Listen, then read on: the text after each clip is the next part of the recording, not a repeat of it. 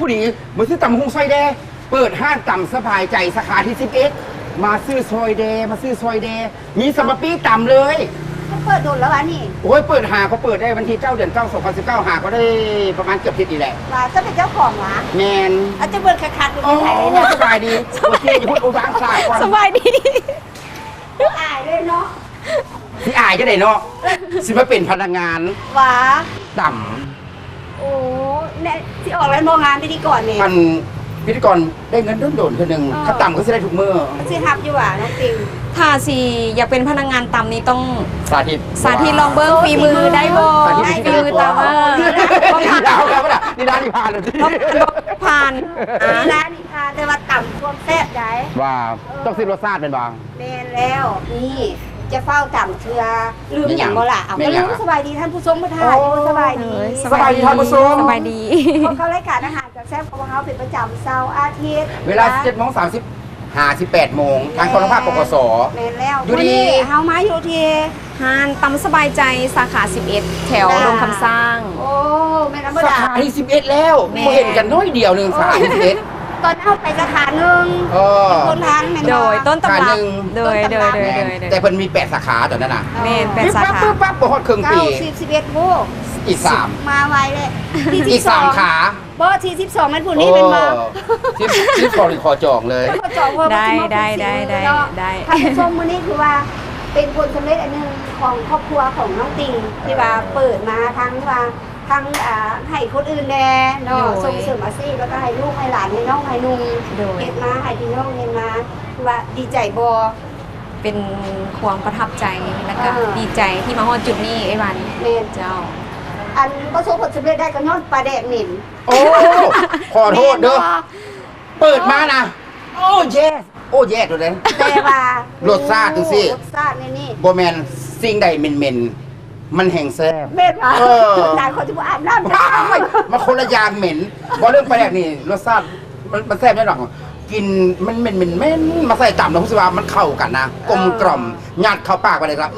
แซ่บโลด เม็ดบ่อันนี้มีส่วนบ่กับปลาแดกถ้าว่าต่ำบ่มีปลาแดกแซ่บนี่บ่นั่นแม่นบ่ โดย บ่ครบเครื่องเนาะ แม่น มันบ่ครบวงจรของเพิ่น แล้วมันเป็นอาหารลาวๆมาตั้งแต่บรรพบุรุษ โอ้ย เขารักษาไว้ใครสิไปกินอีหยังก็อยาคอยก็ยังกินปลาแดกอยู่นี่ล่ะ ใส่ เห็นบ่ล่ะเ อาหารพื้นบ้านของเราเนี่ยส่วนหลายนี่ใส่แปลกอยู่ 99.9มันขายคำผู้ใด สลักข้าพเจ้าสลักข้าพเจ้า แม่นแล้วเอาตอนนี้ถือว่าก่อนที่พิสูจน์ฝีมือของพิธีกรคนจะเปลี่ยนอาชีพแล้วนี่แม่นให้ท่านผู้ชมนั้นพักกันก่อนจะหน่อยทีมาซีนฝีมือของพิธีกรของพวกเราว่า จะต่ำนัวต่ำแซ่บหรือจังไหนหรือต่ำเหม็นอะไรกัน สิตายเพราะเรื่องตื่นมาเศร้าก็ต้องได้ซีมก่อน พักกันก่อน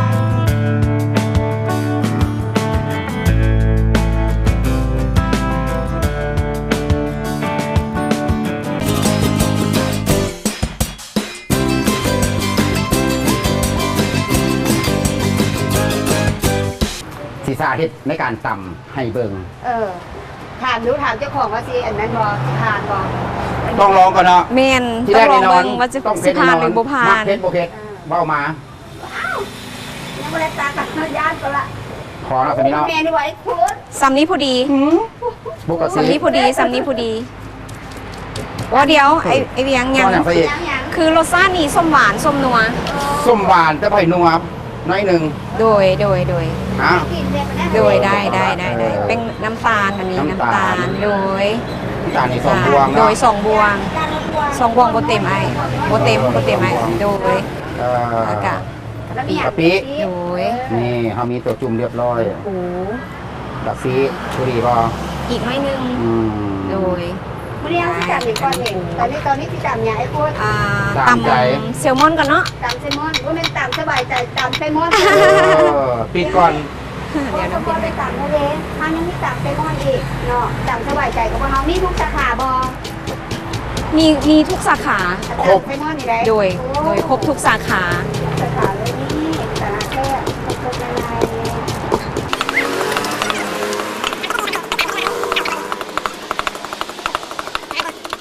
มะเขือเลย มะเขือมะเลิก พา มะเลี้ย พาซีบอกกับพาสอง พาเครื่องโดย ขึ้นน้ำเพลิน ไหน สิเป็นพนักงานตำนี่สิผ่านอยู่บ่สาขา12นี่เอาให้ได้เด้อ เห็นว่าน้องติงที่เปิดสาขาที่12ให้ไอ้นี่พูดประจำตำแหน่ง ประมาณจัก5หน่วยบ่จักหน่วยปกติ ก็แล้วแต่ถ้ามันมีหลายสีเขาก็ผสมสีใส่ให้ โอ้มีบางมีจักสี มี สีเด้เจ้าก็ใส่ส่งสี สีหนึงลี่อยู่กลาง เลย หยัง มักกอกมักเล่น มะกอกในยามนี่มันเริ่มมีแล้วบอกมะกอกเนาะ มี หรือว่าหายาก มี มะกอกกับเพชรธรรมดาโลนึงโมเมนต์เท่าไหร่ โลนึงก็10ขีด โมเมนต์เราเลยกี่ ตีเยอะ มันแกงเขารู้30ก็มีไหน หน่วยนึงก็ใส่เลยเนาะโอ้ย โอ้ยบ่ใส่ เดี๋ยวเปล่า บ่ได้นั่นน่ะ ใส่แต่ความหมายว่าปอกเปลือกมันก่อนซอยอันนู้นก่อน หมักเล่นแบบนี้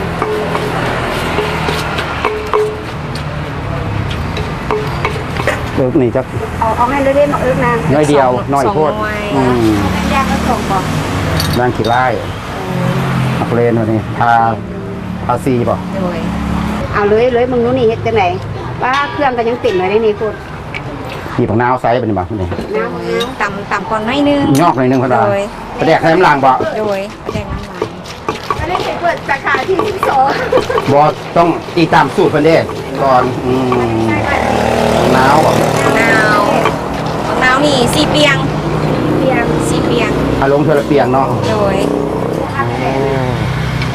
ตู้นี้ติดสีเราไม่ติดได้แก้วแล้ว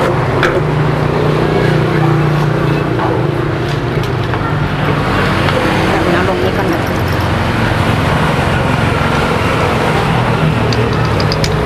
มันบ่ยอมออก ปลาแดง ประแดกก้นไห้เนื้อจองเฮา โดยไอเวียงต้องคนก่อน คนให้มันเข้ากันก่อนเนาะ อันนี้ก็ไม่ ให้มีตอนพร้อมบ่ จากของเฮาหมดเลย โดย ให้ แม่ มีตอนพร้อมบ่เอาออกมานี่ คันลูกค้ามากเขาใส่ให้ลูกค้าคัน อั ลู ด กค้าม ากบ่เพิ่นมากบ่ มาก มากแล้วก็ใส่เลยปูตอนใหญ่เพิ่นบ่เอาแล้ว ไม่ง่ายทุกที่ โอเคบ่ซั่นนี่ โดยได้ เอามาเบิ่เลยเนาะ ใส่ไหล ผู้ดีบ่ซั่นนี่ โดยสามีก่อนแล้วจะว่ากัน เนาะ อีกฝ่ายหนึ่ง ต้องให้มันเข้ากลมก่อนเพิ่นบอก ปนี้ห้าวนะอันนี้ใส่ก่อนบ่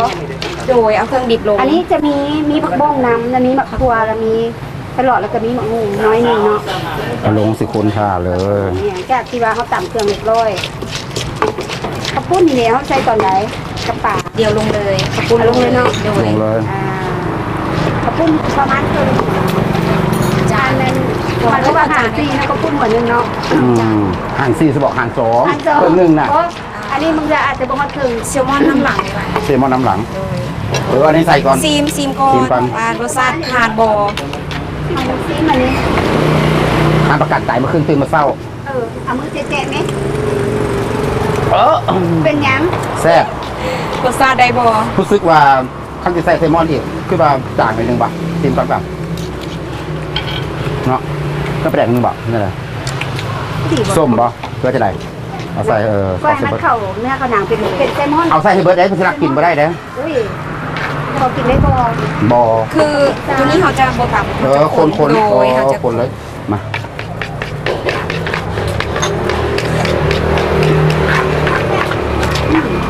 คนสิเลย แซลมอนยังตัวยังใหม่เนาะ อันนั้นโป๊กอันนั้นน่ะ นี่มาเลย โอ้คักตักใส่จานเลยเนาะนี่ เดี๋ยวย่างง่ายเนาะ โอ้ จบจักเด้อย่างจักเรา ประเด็กนี่ได้ใจเว้ย ประเด็น นี่คือปลาแดกตำสบายใจ แม่สุดยอดเลยสุดยอดทุกห้างว่าทุกห้างที่เราเคยซีมมา ถ้าว่าอาหารอื่นที่ว่าก็จะต่ำแล้วอยากเอาประเด็นเขานี่ได้บนห้อง ได้ มาสั่งจากเขา โดยได้เขามีขาย เห็นบอกเพิ่นมีขายเพิ่นมีผลิตภัณฑ์ขายเลยเพิ่นบอกอันบ่อยเหลือได้เพราะอย่างสิได้นั้นย่าผู้อื่นรักกินน้ำของเขา ประจักเลยคุณ ป้าสุดยอดมาจับซอยกัน มือล้างแล้วหรอ อันมื้อบ่าบ่ได้อาบน้ำ5มื้อเลยเด้ บ่หยอกเลย คือประเด็นกันเนาะ เย้ประดาประดาซอยกันโอ้ สุดยอด สำเร็จเสร็จสิ้นไปเรียบร้อยด้วยดี รสชาติแซ่บ แซ่บเวอร์เลย ยอดเลย ก็ไปนั่งซิมแบบนี้นะ ตอนนี้เขายังบ่ฮู้ว่ารสชาติสิเป็นอะไรปานใดแต่ว่า ไป ต ซิ อน ม ห ก่อน น้าตอนหน้าฮู้รสชาติเป็นอะไร โดย ยังอีกตำนึงเอาจับนี่ไอ้คุดแต่ว่าตัวนี้ให้น้องติง เป็นคนสาธิต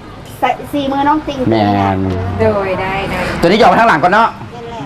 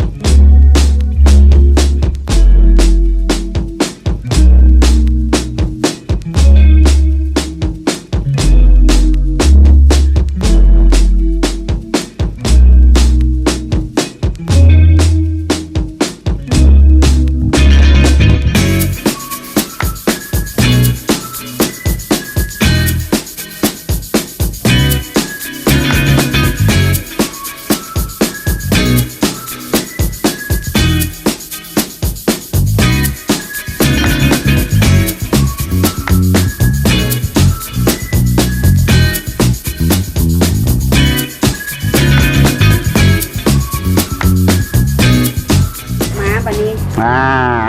อันนี้จากสีมือทางเจ้าของห้างตอมสบายใจสำเร็จไปเด้ออันนี้ของข้าพเจ้าเองเด้อ จะต่ำคือว่าต่ำแซลมอน แล้วก็อันเกินมาต่ำทะเลเนาะ ทะทะเล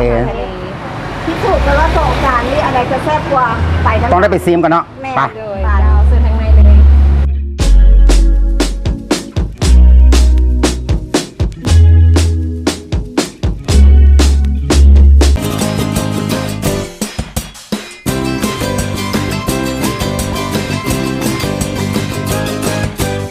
แอง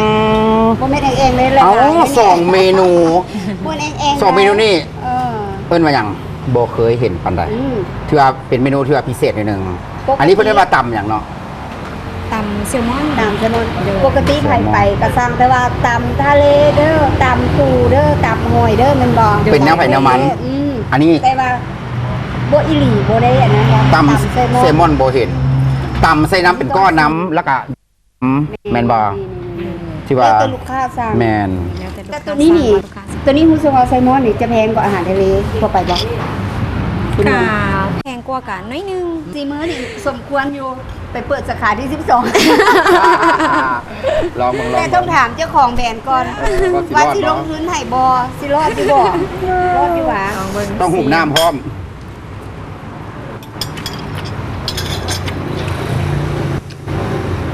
จะไปได้เอาคุณ ต้องให้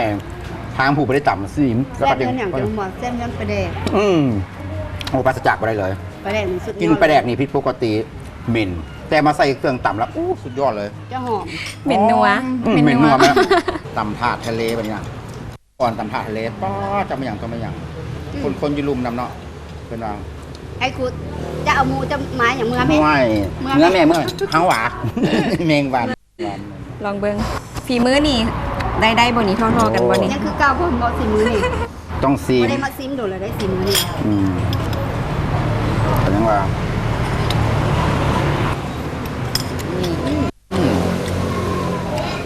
จะออกแบบว่าออกเค็มๆนัวๆส้มหวานหน่อยนึง โดย แล้วเพื่อนเขาไปกับตำนี้เลยกับเครื่อง ขอบใจ จะมีปูอีกแต่อันนี้จะมีน้ำจะจ้ำเลยเด้อ ประมาณเนาะอันนี้ก็ต่ำภาคนี้ โด เนาะ ยท่าทะเล ตำถาดทะเล แต่ว่าต่ำธาตุทั่วไปเลยแบบที่บัวไซทะเลเขาก็มีคือว่ามีป่านี่อย่างพ่อมา เป็นถาดธรรมดานี้เขาจะมีแต่กุ้งปลาหมึกหอยแครง โอ้ โดยถ้าสมมุติว่าลูกค้าจะสั่งเป็นพิเศษเขาจัดให้ลูกค้าได้ แบบมีป่าพ่อมา โดยว่าลูกค้ามักแบบใด แปลว่ากินก็สบายใจ แม่ ตำก็สบายใจว่าสันซาเป็นหมอนี่จะคิดจะได้เด้อครับผู้ชม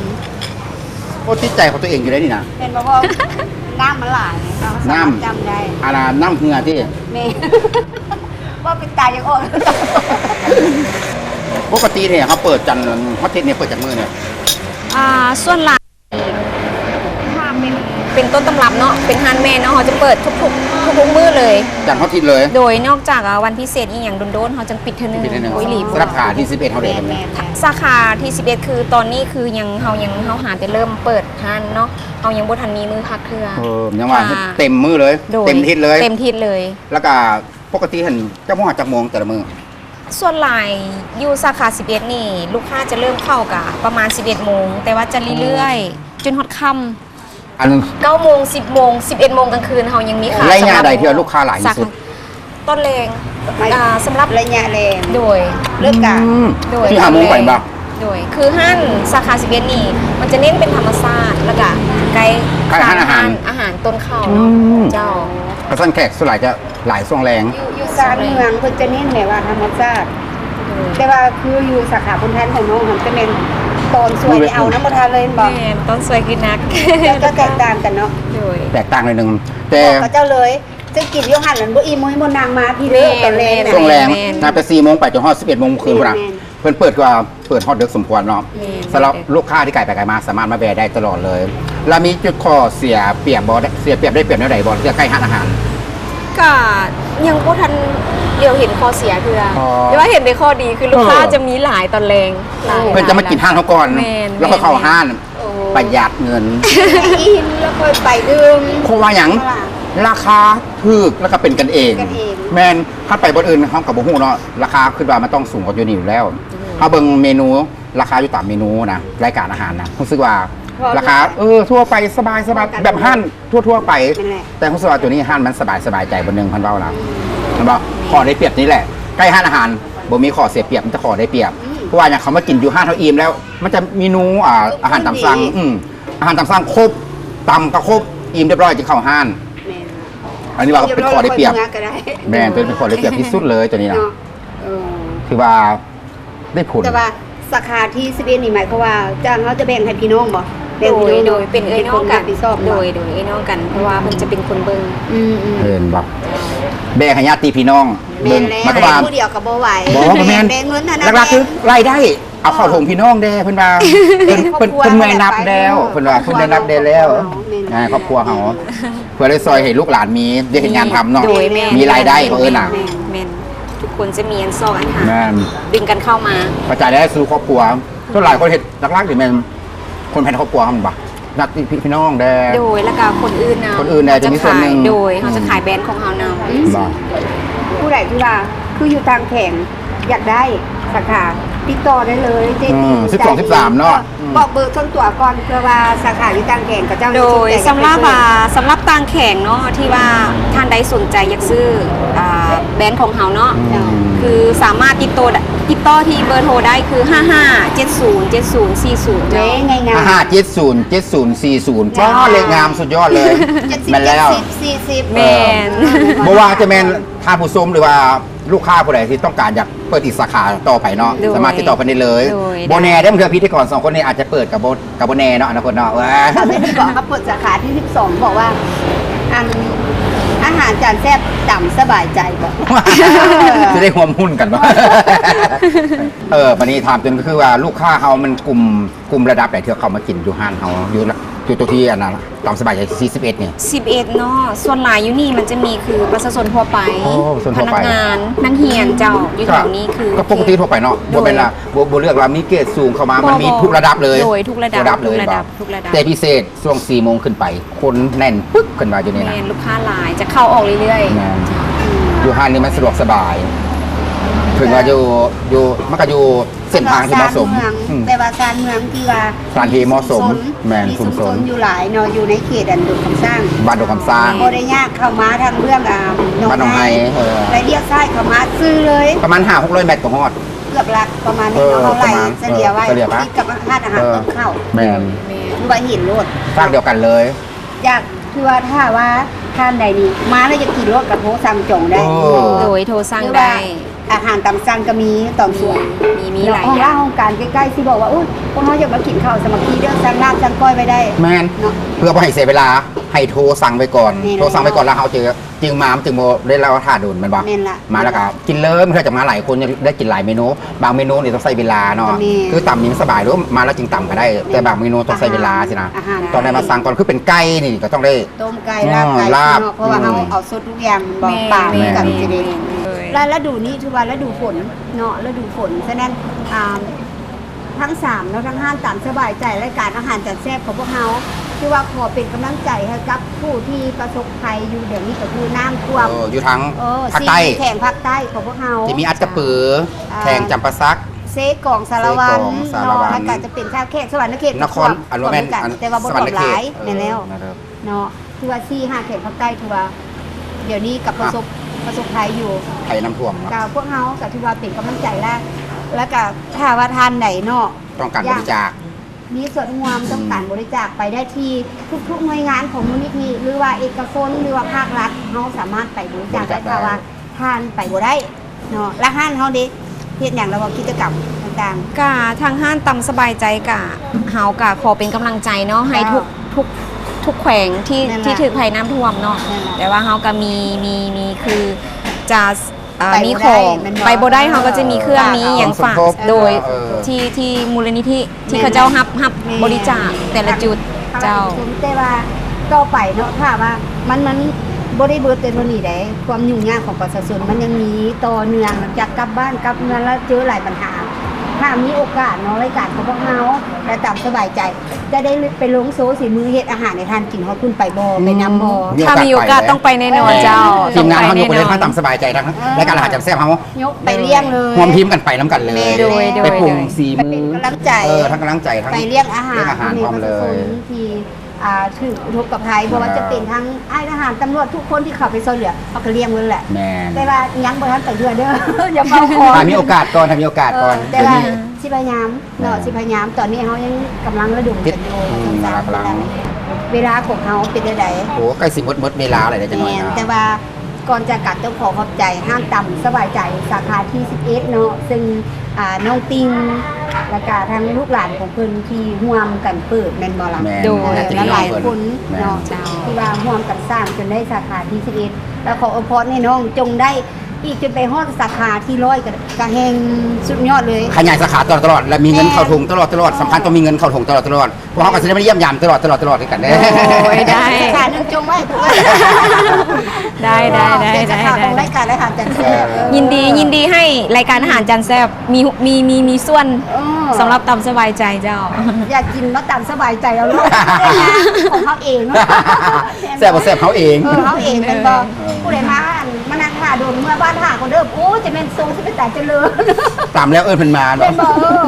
ผู้ที่สิบอกว่านั่งท่าเด้อ บ่หยอกไปเลย บ่ เซ่ ได้เด้อเนาะ เขาหยอกไปเลยเซ่ นี่จะต้องขอขอบใจน้องติ้งหลายๆเนาะ โดยขอบใจ ตามหน้าห้านตามสบายใจทั้ง11สาขาของพวกเราเนาะแล้วขอให้เจริญรุ่งเรืองไปเรื่อยๆธุรกิจอะไรก็ขอให้เจริญขึ้นไปเรื่อยๆ ให้มีโชคมีลาภเขาตลอดเลยให้มีโชคมีลาภเขาตลอดให้ราบรื่นทุกสิ่งทุกอย่างเด้อ โดย สิ่งที่ผ่านมาให้มันทิ่มไปเลย อ่า สิ่งที่นี้เราไปให้มันเจริญก้าวหน้าแล้วก็มีสิ่งดีๆเข้าในชีวิตนะ แม่เนาะต้องขอขอบใจท่านผู้ชมที่ว่าให้เกียรติติดตามรายการของพวกเรา ขอขอบใจทางสปอนเซอร์ที่ให้การอุปถัมภ์ในรายการพวกเขาเนาะ เจ้าพิธีกรทั้งสามวันนี้ต้องขอลากันไปก่อนพบกันในอาทิตย์หน้าไป สบายดี